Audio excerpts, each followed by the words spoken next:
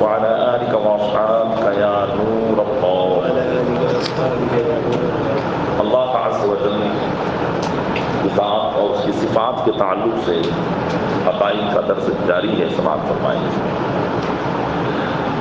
اللہ تبارک و تعالی بے پرواہ ہے، یعنی کسی کا محتاج نہیں اور تمام جہان اس کا محتاج ہے.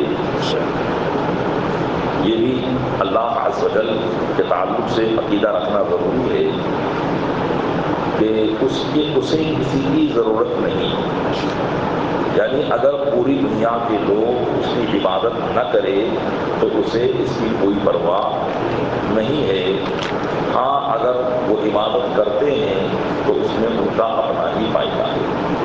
قرآن کریم اللہ تبارک و تعالیٰ ارشاد فرماتا ہے اللہ الصمد، یعنی اللہ بے نیاز ہے، کسی کا محتاج نہیں ہے، ساری کائنات اس کی محتاج ہے.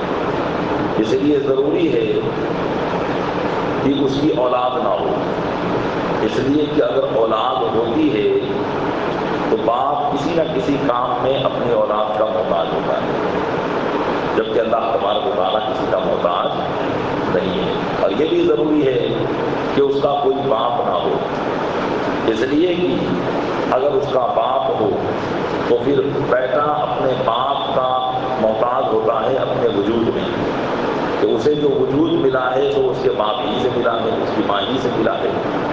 تو پتہ چلا کہ اللہ تبارک و تعالیٰ جب کسی کا محتاج نہیں ہے اور ساری کائنات اس کی محتاج ہے تو نہ اس کا باپ ہو سکتا ہے، نہ اس کا بیٹا ہو سکتا ہے، اور نہ ہی اس کی بیوی ہو سکتی ہے.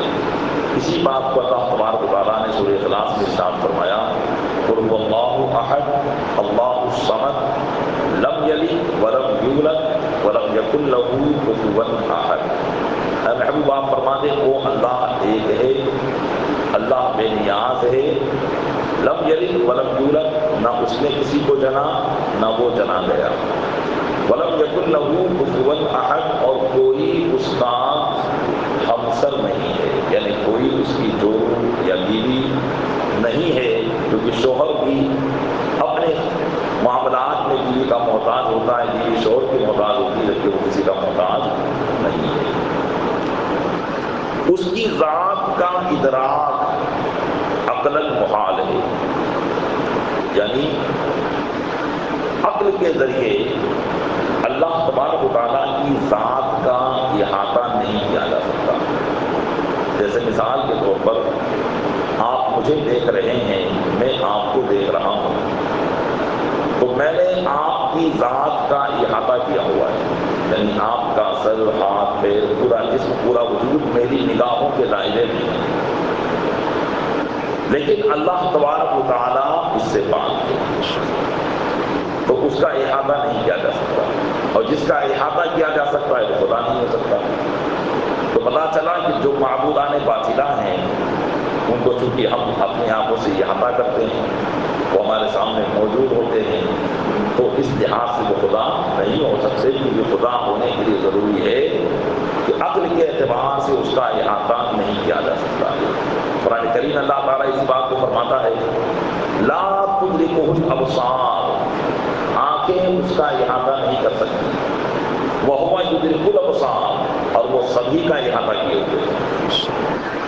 تو اس کی ذات کا ادراک یعنی سمجھنا یہ عقلاً محال ہے. اللہ کی ذات کو عقل کے اعتبار سے کوئی سمجھ نہیں سکتا ہے، اس لیے کہ جو چیز سمجھ میں آتی ہے عقل اس کا احاطہ کر دیتی ہے.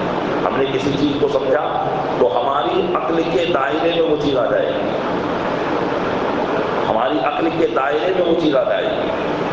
تو اللہ عز و جل کی ذات کا کوئی احاطہ کر ہی نہیں سکتا، اور جب کوئی اس کا احاطہ نہیں کر سکتا تو اس کا سمجھنا یہ جو ہے اس کی ذات کو سمجھنا یہ امپاسبل ہے.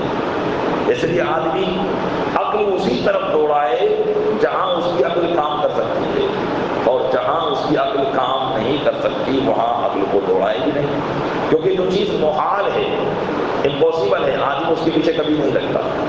تو اسی طریقے سے اللہ کی ذات کا احاطہ یہ عقلاً محال ہے، امپاسبل ہے، تو پھر آدمی کو اس کے پیچھے لگنا کہ بھئی ہم کو تو خدائی سمجھ میں نہیں آتی، خدا سمجھ میں نہیں آتا تو ہم کیسے اس کو مانیں، تو یہ اس کی عقل کی طاقت کے باہر ہے۔ اس لیے کہ اگر آپ کی عقل میں وہ چیز آ گئی تو آپ کی عقل کے دائرے میں آ گئی، اور جب آپ کی عقل کے دائرے میں آ گئی تو اس کا سمجھنا یعنی آپ کی عقل کے دائرے میں ہے، اور جب آپ کی عقل کے دائرے میں وہ چیز آ گئی ہے تو وہ خدا ہی نہیں ہو سکتا۔ اسے خدا تو وہ ہے جو کسی دائرے میں نہ آئے، تو اس لیے اس کی ذات کا سمجھنا یہ عقلاً محال ہے۔ ہاں البتہ اس کے افعال کے ذریعے سے اجمالاً اس کی صفات، پھر ان صفات کے ذریعے سے معرفت ذات حاصل ہوتی ہے، یعنی اللہ کی معرفت تو حاصل ہوتی ہے نا، بزرگان دین اللہ کی معرفت حاصل کرتے ہیں۔ تو بھائی ویسے مثال کے طور پر آپ مجھے پہچانتے ہیں، تو آپ مجھے کیسے پہچانتے ہیں؟ کیونکہ آپ نے مجھے دیکھا ہوا ہے۔ میں آپ کو پہچانتا ہوں کیونکہ میں نے آپ کو دیکھا ہوا ہے، میں آپ کی ذات کو پہچانتا ہوں، تو یہ آپ کی ذات کی معرفت مجھے ہے، پہچان مجھے ہے۔ تو اللہ کی پہچان کا بھی ہمیں حکم دیا گیا ہے کہ اللہ کی معرفت حاصل کریں، اور ابھی آپ نے عقیدہ سماعت کیا کہ عقلاً ہم اس کی ذات کو سمجھ نہیں سکتے عقل کے اعتبار سے، تو پھر اس کی پہچان کیسے کریں؟ کوئی کہہ سکتا ہے کہ جب تم اس کی پہچان ہی نہیں کر سکتے تو اس کی عبادت کرنے سے کیا فائدہ، اس کی عبادت کرنے سے کیا فائدہ؟ تو ایسا نہیں ہے کہ اللہ کی پہچان نہیں ہو سکتی، اس کی معرفت نہیں ہو سکتی، ہو سکتی ہے۔ کیسے؟ اس کی صفات کے ذریعے، اس کے افعال کے ذریعے۔ جیسے مثال کے طور پر اس کے افعال کیا ہے؟ کائنات کے نظام کو چلانا، روزانہ انسان پیدا ہوتے ہیں، اب اس نظام کو دیکھتے ہیں، بارش برستی ہے، سبزہ اگتا ہے، ہریالی چھا جاتی ہے، ایک خشک زمین بالکل چٹکل میدان ہونے کے باوجود سبز شاداب ہو جاتی ہے، اس سے پھل نکلنے شروع ہو جاتے ہیں، اور پھر اس میں طرح طرح کے ذائقے دار پھل لگتے ہیں۔ یہ ساری چیزیں ہم دیکھتے ہیں۔ پانی ایک ہوتا ہے لیکن ہر زمین سے الگ الگ طریقے کی چیز نکلتی ہے، الگ الگ ذائقے اور ٹیسٹ کی چیز نکلتی ہے، تو یہ سب اس کے افعال ہیں۔ ان افعال کے ذریعے ہم اس کی صفات کو جانتے ہیں، اور صفات کے ذریعے اس کی ذات کی معرفت حاصل ہو جاتی ہے۔ کہ جب ہم نے جانا کہ کوئی پیدا کرنے والا ہے، یہ اس کی صفت ہے، وہ خالق ہے، کوئی پیدا کرنے والا ہے، تو ہم اس کے ذریعے کچھ نہ کچھ اپنی اس کی ذات کی پہچان کر سکتے ہیں، لیکن پوری ذات کا ادراک یہ محال ہے، یہ کوئی کر نہیں سکتا ہے۔ جس طرح اس کی ذات قدیم، ازلی، ابدی ہے، جیسا کہ کل کے درس میں آپ نے سماعت کیا کہ وہ ازلی ہے، ابدی ہے، مطلب وہ ہمیشہ سے ہے اور ہمیشہ رہے گا۔ تو جیسے اللہ کی ذات ہمیشہ سے ہے اور ہمیشہ رہے گی، اسی طریقے سے اس کی صفات بھی قدیم ہے، یعنی ہمیشہ سے ہے اور ہمیشہ رہے گی۔ اس کی ساری صفات، اس کی صفات نہ مخلوق ہیں نہ زیر قدرت داخل، یعنی اللہ تبارک و تعالیٰ کی جو صفت ہے وہ اللہ، یعنی مخلوق سے مراد وہ چیز جس کو اللہ نے پیدا کیا، تو اس کی جو صفات ہے وہ اس کی ذات کے ساتھ ہے، اس کی مخلوق نہیں ہے۔ اس لیے کہ جو مخلوق ہوگی تو مطلب یہ ہے کہ پہلے نہیں تھی بعد میں ہوئی، جیسے ہم مخلوق ہیں تو ہم پہلے نہیں تھے بعد میں ہوئے، تو اسی طریقے سے اگر اللہ کی صفت بھی ہو جائے تو معاذ اللہ یہ تو پھر یہ ہو جائے گا کہ اس کی صفت جو ہے پہلے نہیں تھی بعد میں ہوئی، جبکہ اللہ کی صفت بھی ہمیشہ سے ہے اور ہمیشہ رہے گی۔ اللہ کی ذات اور صفات کے علاوہ سب چیزیں حادث ہیں، یعنی کائنات میں صرف اللہ کی ذات اور صفات ہی ایسی شے ہیں جو قدیم ہیں، یعنی ہمیشہ سے ہے اور ہمیشہ رہیں گی۔ اس کے علاوہ جتنی بھی چیزیں ہیں وہ سب حادث ہیں، یعنی پہلے نہیں تھی بعد میں موجود ہوئی، چاہے وہ عرش ہو، فرش ہو، زمین ہو، آسمان ہو، چاند ہو، سورج ہو۔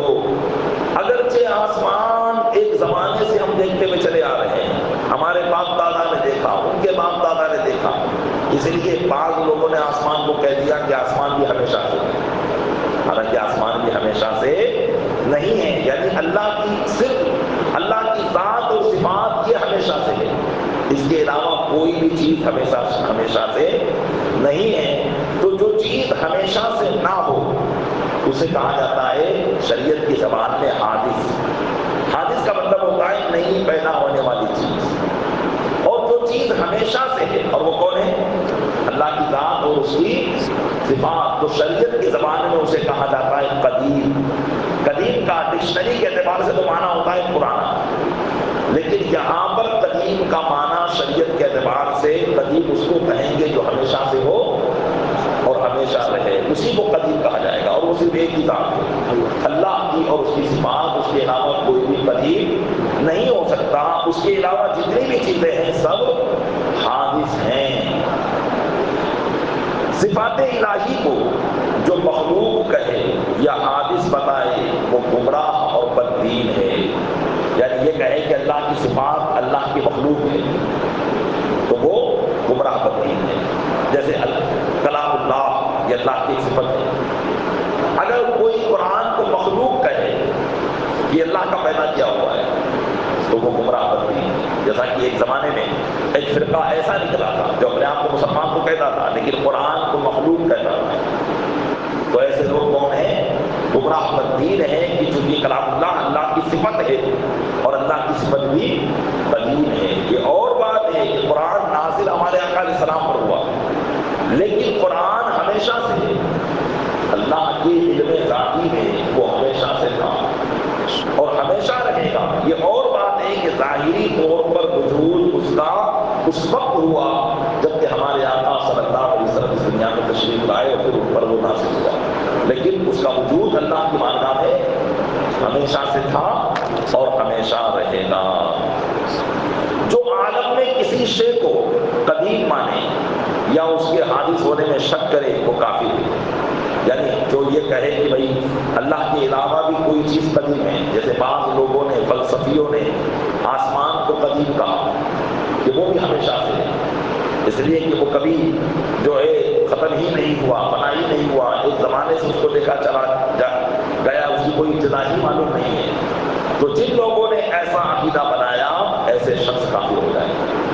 اسی طریقے سے اللہ کے علاوہ اگر کسی مخلوق کے حادث ہونے میں شک کرے، یعنی کسی بھی، چاہے وہ نبی ہو، چاہے ولی ہو، چاہے کتنے ہی بڑے مرتبے کا ہو، اگر اس کے ہونے میں وہ شک کرے کہ یہ حادث ہے، مطلب یہ پہلے سے ہے، یہ ہمیشہ سے ہے، اگر اس طرح کا شک بھی وہ کرے گا تو کافر ہو جائے گا. اللہ تبارک و تعالیٰ اپنے محبوب صلی اللہ علیہ وسلم کے صدقے میں ہمیں انہی عقائد کے مطابق اپنے ایمان کی حفاظت کرنے کی توفیق عطا فرمائے اور موت تک ان عقائد پر قائم و دائم رہنے کی توفیق عطا فرمائے. آمین بجاہ نبی صلی اللہ علیہ وسلم.